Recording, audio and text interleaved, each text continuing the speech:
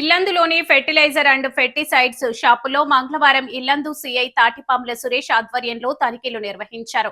పట్టణంలోని Jagadamba centre Singareni fertiliser షూ and fertilisers shop లో క్యూఆర్ కోడ్ స్టిక్కర్ సరిగా లేని 70 పత్తి నకిలీ విత్తనాల ప్యాకెట్లు పట్టుబడ్డాయి. ఇల్లందులో వ్యవసాయ అధికారుల నిర్లక్ష్యం, పర్యవేక్షణ లోపం, వ్యవసాయ అధికారులు తనిఖీ లేకపోవడంతో ఇల్లందులోని ఫెర్టిలైజర్ షాపులో యజమానులు ఇష్టానుసారంగా క్రయ విక్రయాలు నిర్వహిస్తున్నారు. పోలీస్ శాఖ ఆదేశాల మేరకు ఇల్లందు సిఐ ఆధ్వర్యంలో నిర్వహించిన తనిఖీలో క్యూఆర్ కోడ్ స్టిక్కర్స్ సరిగ్గా లేని 70 పత్తి విత్తనాల ప్యాకెట్లు పట్టుబడ్డాయి. పట్టణ నడిబొడ్డులో ఉన్నటువంటి సింగరేణి ఫర్టిలైజర్ షాపులో ఈ ఉదాంతం చోటు చేసుకుంది.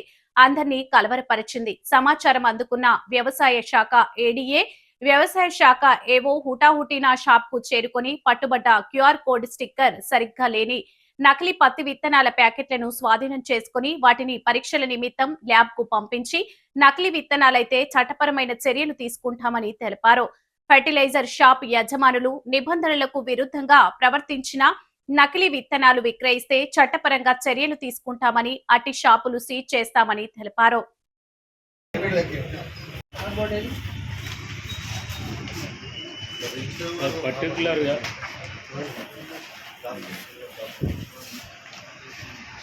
ఈ సీజన్ ముందు అన్ని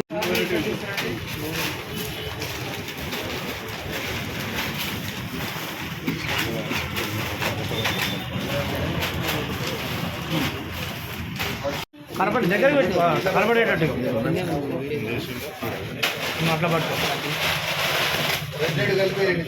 ఓన్లీ ఒక లెక్కే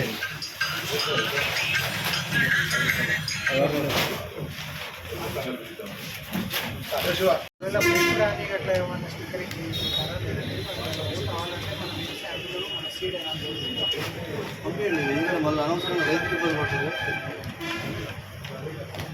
ఇటువంటి మీరు చూసుకోవాలి. అనాలిసిస్ చేయాలంటే శాంపుల్ స్టాప్ చేస్తే